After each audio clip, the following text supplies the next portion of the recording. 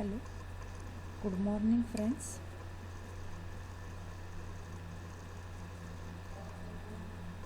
Hello, good morning, friends.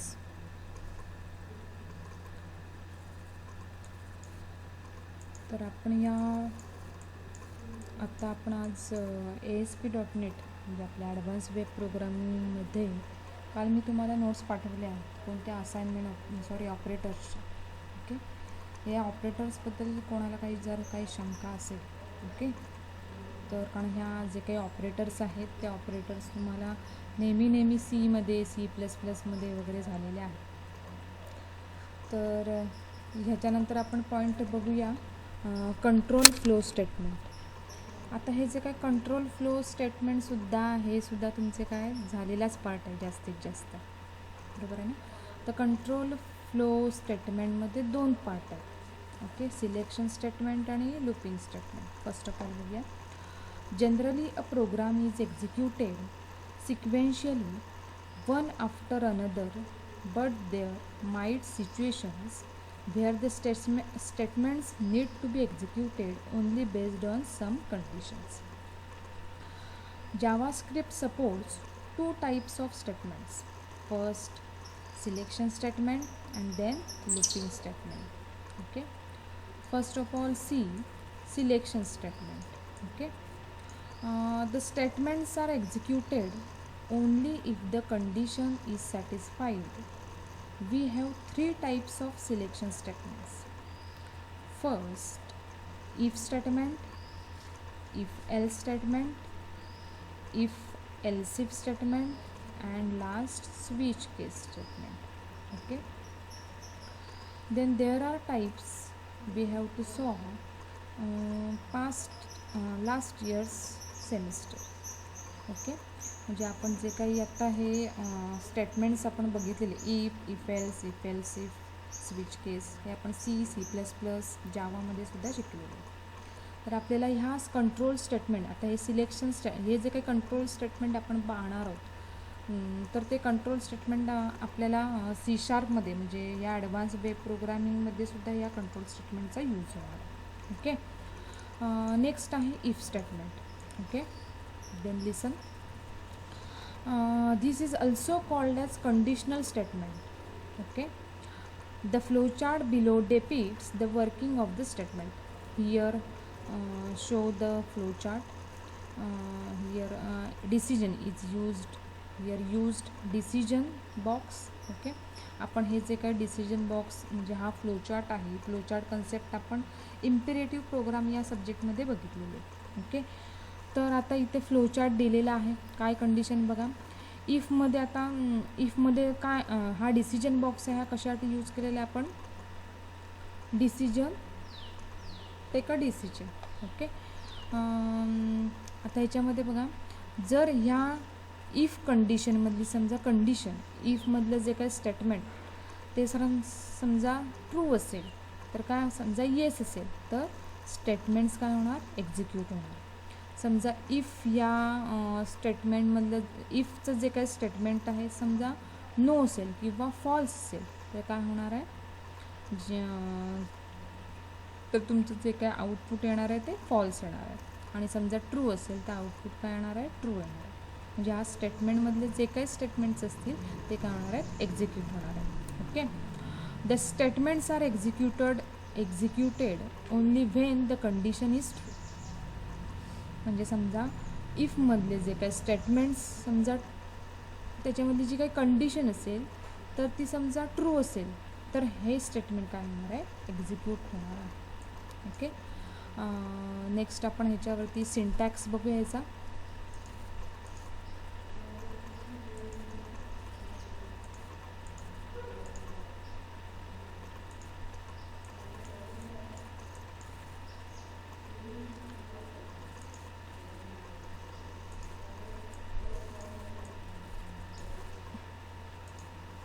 Okay, याचा आपण syntax बघूया.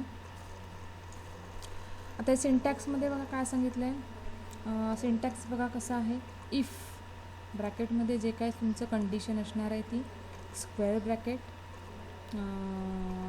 Open square bracket and close square bracket, आणि ह्याच्यामध्ये स्टेटमेंट्स ज्या काही तुमच्या आहेत त्या स्टेटमेंट्सच्या पुढे एक सेमिकोलन यूज केलेला आहे. ओके, आणि त्याचा हा जो काही आहे तो कसला आहे, सिंटॅक्स आहे. कसला, इफ स्टेटमेंटचा सिंटॅक्स आहे. तो आपण जसं आपण सीमध्ये शिकलो आहे त्या पद्धतीनेच हा सिंटॅक्स आहे. ओके, एक्झाम्पल आपण बघूया. If x is greater than 0. Okay, म्हणजे ही समजा एक्सची व्हॅल्यू समजा आपण समथिंग 1 घेतलेली आहे. Okay, then 1 is greater than 0 म्हणजे कंडिशन कशी आहे इथे, ट्रू आहे. तर इथे काय होणार, आता आपण C++मध्ये आपण काय यूज केलेलं आहे, सीमध्ये प्रिंटफ फंक्शन यूज केलेलं होतं. C++मध्ये सी आऊट आणि सी इन या अशा पद्धतीचे आपण स्टेटमेंट यूज केले होते.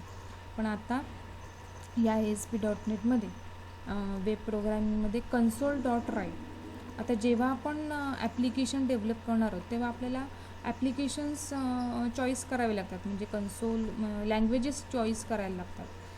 ASP यूज करायची, C# यूज करायची वगैरे वगैरे, किंवा कन्सोल ॲप्लिकेशन आपल्याला समजा क्रिएट करायचं आहे, किंवा वेब ॲप्लिकेशन क्रिएट करायचं आहे, किंवा विंडोज ॲप्लिकेशन करायचं आहे.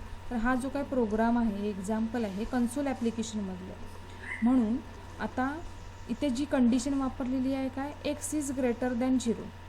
जर ही कंडिशन ट्रू असेल तर स्टेटमेंट काय येणार, console.write पॉझिटिव्ह. ओके, जर ही कंडिशन ट्रू आली तर आपल्याला प्रिंट काय होणार आहे, पॉझिटिव्ह प्रिंट होणार आहे. आता इथे बघा काय यूज केलेलं आहे, console.write.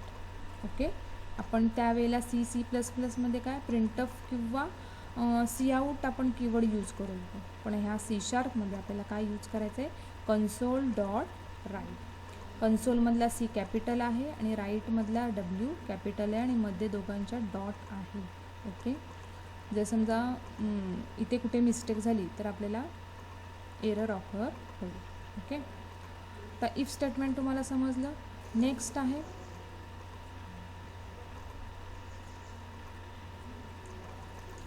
If else statement. Okay,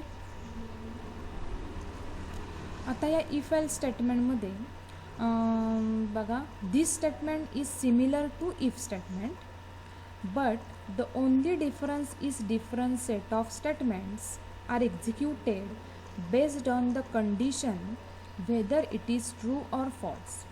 आता इफ स्टेटमेंटमध्ये आपण काय बघितलं, फक्त कंडिशन ट्रू असेल तरच इफ स्टेटमेंट एक्झिक्यूट होईल. But if else statement similar to that if statement, but here show that true or false conditions. Okay, then we have to see flow chart. Okay, बघा इथे decision box use केलेलं आहे. इथे आपली काय जी काय condition आहे. ओके, समजा की here condition is true, then yes statement is executed, otherwise no statement is executed. Okay, next we have to see syntax. Okay, बघा इथे सिंटॅक्स काय आहे, इफ एक्सप्रेशन किंवा कंडिशन यूज केलं तरी काही अर्थ, म्हणजे कंडिशन लिहिलात तरी चालेल किंवा एक्सप्रेशन लिहिलात तरी चालेल. ओके, इफमध्ये बघा एक्सप्रेशन आहे. ओके, समजा हे एक्सप्रेशन किंवा कंडिशन्स ट्रू असेल, if condition is true then if part is executed, otherwise else part is executed. Okay, againly now here if condition is true,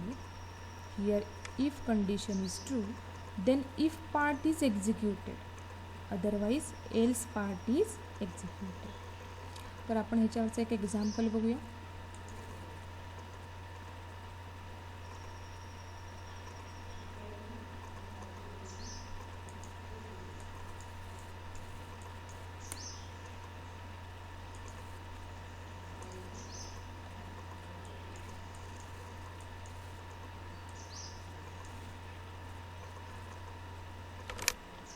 okay, इथे बघूया आपण.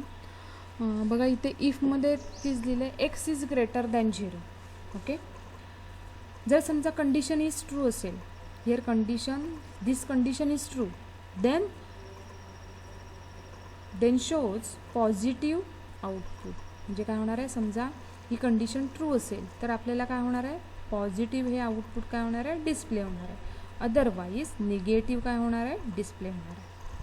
आता इथे बघा मागच्या प्रोग्राममध्ये कन्सोल डॉट राईट यूज केलं होतं आणि इथे काय केलेलं आहे, रिस्पॉन्स डॉट राईट. जेव्हा आपण ASP.NET किंवा वेब ॲप्लिकेशन्स चॉईस करणार आहोत, आता तिथे मागच्या प्रोग्राममध्ये आपण कन्सोल ॲप्लिकेशन्स म्हणजे कन्सोल ॲप्लिकेशन्सचा तो प्रोग्राम होता. आता हा प्रोग्राम कोणता आहे तुमचा, वेब ॲप्लिकेशनचा प्रोग्राम आहे. म्हणून इथे प्रिंटसाठी काय यूज केलं आहे, रिस्पॉन्स डॉट राईट. ओके, जर कंडिशन ट्रू असेल तर काय होणार आहे, पॉझिटिव्ह डिस्प्ले होणार, अदरवाईज काय होणार आहे, निगेटिव्ह डिस्प्ले होणार. ओके, नेक्स्ट आपण स्टेटमेंट बघूया. If else if statement. Okay, here when we have to check multiple conditions, if else if statement can be used. Okay, when we have to check multiple conditions, if else if statement can be used. Okay, आता इथे बघा आपण flow chart पाहिलेला आहे. आता इथे आपण if else if statement बघणार आहोत. ओके, इथे काय बघा, पहिली कंडिशन आहे, पहिल्या डिसिजन बॉक्समध्ये पहिली कंडिशन आहे. समजा ही condition, here condition is true, then yes statement is executed. Okay, then condition is false, then next condition is check. म्हणजे काय होणार आहे, दुसरी कंडिशन एक चेक होणार. जर समजा ही कंडिशन फॉल्स आली तर अजून एक आपल्याला कंडिशन आहे ती काय होणार आहे, चेक होणार आहे. देन कंडिशन इज चेक्ड, तर इथे काय होणार आहे, जर ही कंडिशन फॉल्स आली तर नेक्स्ट कंडिशन काय होणार आहे, चेक होणार आहे. समजा ही पण कंडिशन समजा येस आली तर काय होणार आहे, हे स्टेटमेंट एक्झिक्यूट होणार आहे. आणि समजा फॉल्स आली तर काय होणार आहे, एल्स पार्ट काय होणार आहे, एक्झिक्यूट होणार आहे. आपण एक एक्झाम्पल बघूया, म्हणजे याचा सिंटॅक्स बघूया. बघा, इफ ही कंडिशन 1 आहे, एक्सप्रेशन 1 आहे. समजा एक्सप्रेशन 1 हे समजा तुमचं ट्रू आलं तर काय होणार आहे, स्टेटमेंट 1 एक्झिक्यूट होणार आहे. अदरवाईज समजा हे एक्सप्रेशन फॉल्स आलं तर एक्सप्रेशन 2 कंडिशन काय होणार आहे, चेक होणार आहे. समजा हे एक्सप्रेशन ट्रू आलं तर काय होणार आहे, स्टेटमेंट 2 एक्झिक्यूट होणार आहे. अदरवाईज एल्सिफ स्टेटमेंट काय होणार, अदरवाईज काय होणार आहे, एल्सिफमध्ये एक्सप्रेशन 3 आहे ही सुद्धा कंडिशन चेक होईल. म्हणजे आपण मल्टिपल्स ऑफ एल्सिफ यूज करू शकतो. त्या फ्लोचार्टमध्ये काय दिलं आहे की एल्सिफ म्हणून ही एकच आहे, बरोबर आहे ना. तर इथे काय, ह्याच्यामध्ये आपण एल्सिफ स्टेटमेंट आहे ते मल्टिपल्स यूज करू शकतो. म्हणजे इथे आपण किती पण कंडिशन यूज करू शकतो. जर समजा ही ट्रू फॉल्स आली तर नेक्स्ट कंडिशन, ही समजा फॉल्स आली तर नेक्स्ट कंडिशन, ही समजा फॉल्स आली तर नेक्स्ट कंडिशन, हे आपल्यावरती डिपेंड आहे. ओके, मग आता एक्सप्रेशन 1 समजा ट्रू आलं तर स्टेटमेंट 1 एक्झिक्यूट होईल. ओके, म्हणजे ह्याच्यानंतर तुमचा प्रोग्राम काय होणार आहे, टर्मिनेट होणार. समजा हा एक्सप्रेशन फॉल्स आलं तर काय होणार आहे, हा एल्सिफ दुसरा एल्सिफ आहे तो काय होणार आहे, त्याच्यामधली जी काही कंडिशन आहे ती काय होणार आहे, चेक होणार आहे. समजा फॉल्स आलं तर स्टेटमेंट 2 एक्झिक्यूट होईल आणि प्रोग्राम टर्मिनेट होईल. समजा एक्सप्रेशन 2 हे समजा ही कंडिशन आहे ही समजा फॉल्स आली तर दुसरा एल्सिफ आहे म्हणजे एक्सप्रेशन 3 जी कंडिशन आहे ती काय होणार आहे, चेक होईल.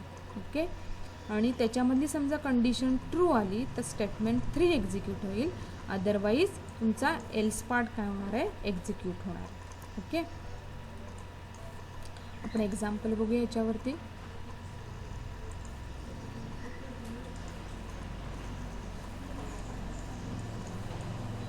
अदरवाईज एल्स पार्ट काय होणार आहे, एक्झिक्यूट होणार आहे. म्हणजे स्टेटमेंट 4 एक्झिक्यूट होणार आहे. आता ह्याच्यामध्ये आपण एक्झाम्पल बघूया ह्याच्यावरती. इफ ए ग्रेटर दॅन बी. आता इथे काय केले, तुमचे जे काही ऑपरेटर्स आहेत, तुम्हाला कालच मी पाठवलेली जे काही नोट्स आहेत ऑपरेटर्स, त्याच्यामध्ये लॉजिकल ऑपरेटर्सचा इथे यूज केलेला आहे and operator. Okay, and operator म्हणजे काय की दोन्ही पण कंडिशन आपल्याला काय लागणार आहे, ट्रू लागणार आहे तरच काय होणार आहे, हे जे काही स्टेटमेंट आहे ते एक्झिक्यूट होणार आहे. ओके, अदरवाईज एल्सिफ स्टेटमेंट काय होणार आहे, एक्झिक्यूट होणार आहे. अँड ऑपरेटरचा यूज काय, ह्या दोन्ही पण ज्या काय कंडिशन आहेत त्या कंडिशन आपल्याला ट्रू लागणार आहेत तरच हा इफ पार्ट एक्झिक्यूट होणार आहे. ओके, आता ह्याच्यामध्ये बघा काय सांगितलं आहे, if A greater than B and A greater than C. समजा ह्या कंडिशनमध्ये एज मोठा असेल तर काय होणार आहे, ए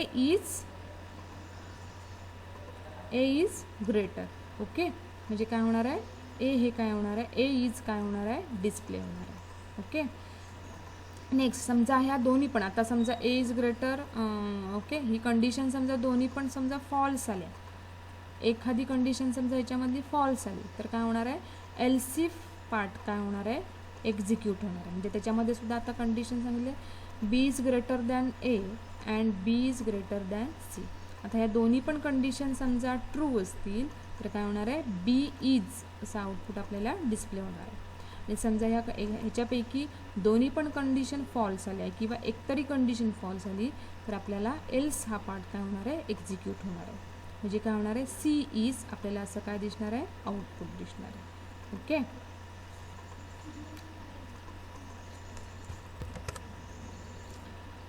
नेक्स्ट आपण बघणार आहोत स्विच केस स्टेटमेंट.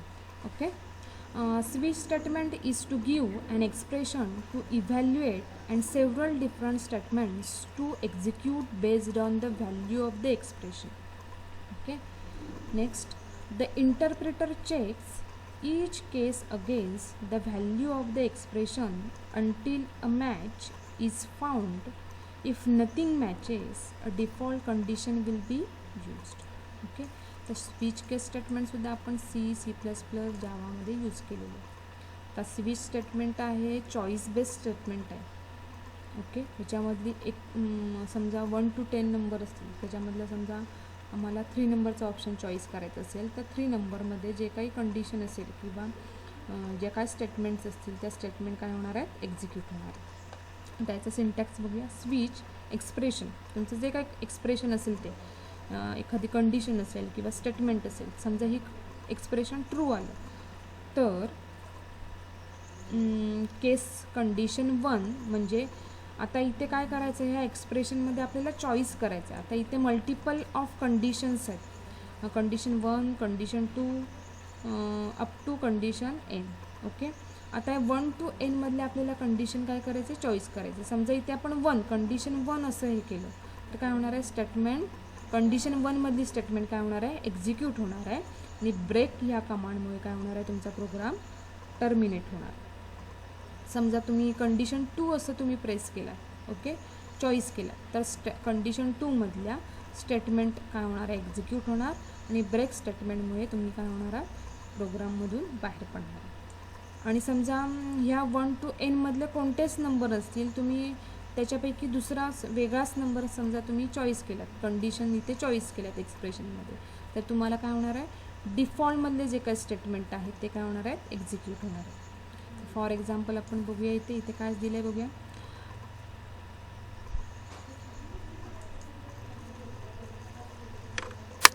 इथे काय सांगितलं मी तर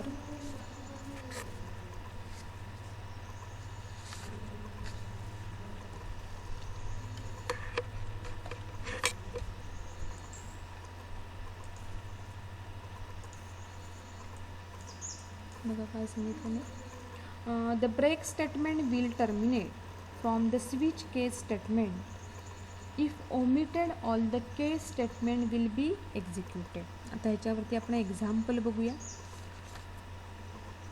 स्विच केस स्टेटमेंटवरचं आपण एक्झाम्पल बघूया. Okay, next. ओके, तर हे स्विच केसवरचं एक्झाम्पल आहे. स्विचमध्ये एक्स असं व्हेरिएबल आहे, म्हणजे त्याच्यामध्ये समजा काही, आता इथे केस किती आहेत, केस 1, केस 2, दोनच केस आहेत. ओके, आणि डिफॉल्ट. ओके, आता ह्या केस 1 मधलं म्हणजे 1 आणि 2 हेच आपल्याला काय करायचं, ते चॉईस करायचं आहे. समजा स्विच म्हणजे एक्स या व्हेरिएबलमध्ये समजा 1 हा नंबर स्टोअर असेल तर आपल्याला काय होणार आहे, 1 म्हणजे केस 1 मधला जो काही स्टेटमेंट, काय स्टेटमेंट, रिस्पॉन्स डॉट राईट 1 म्हणजे 1 हे आउटपुट काय होणार आहे, डिस्प्ले होणार आहे. आणि इथून ब्रेकमुळे काय होणार आहे, प्रोग्राम टर्मिनेट होणार आहे. आणि समजा 2 हे केलं तर काय होणार आहे, 2 हा आउटपुट आपल्याला काय होणार आहे, डिस्प्ले होणार. आणि 1 आणि 2च्या ऐवजी समजा आपण 3, 4, 5 समथिंग एनिथिंग नंबर आपण काय केले, एंटर केले तर काय होणार आहे, रिस्पॉन्ड डॉट राईटमधले काय रॉंग एंट्री असं आपल्याला काय होणार आहे, डिफॉल्ट स्टेटमेंटमधला रॉंग एंट्री हे स्टेटमेंट काय होणार आहे, एक्झिक्यूट होणार आहे. ओके, तर आत्ता आपण हे जे काही कंट्रोल स्टेटमेंट पाहिले, कोणते कोणते पार्ट बघितले आपण ह्याच्यामधले, if statement, if else statement, if else if statement आणि स्विच केस स्टेटमेंट. तर समजा ह्याच्यामध्ये कोणाला काय क्वेरी असेल तर क्वेरी तुम्ही मला विचारू शकता. Okay, thank you.